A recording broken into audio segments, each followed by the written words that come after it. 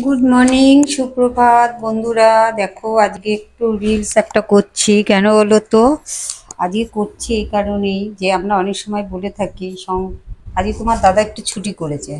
সংসারে ছেলেরা, বেটা ছেলেরা থাকলে না অনেক কাজ হয় না, কিন্তু অনেক কাজ হয়। দেখো, ওই দেখো আমার কি সুন্দর, আমি ভাত বসিয়ে দিলাম, এদিকে বাজার করে এলো গাড়ি নিয়ে গিয়ে। এই দেখো আমি সব কেটে কেটে সব রান্না করবো। আর হচ্ছে আমার সব কারখানার সব জিনিস। একদিকে আমাকে কারখানা কাজ অনেক সামলাতে হয়, মেয়েরা এসে এই যে কাজ করছিল বসে বসে। এই দেখো, হ্যাঁ, সব মেয়েরা কাজ করছিল। আর তোমার দাদা ওইদিকে করে দিল, মাছ ফাছ ধুয়ে রেডি করে দিচ্ছে।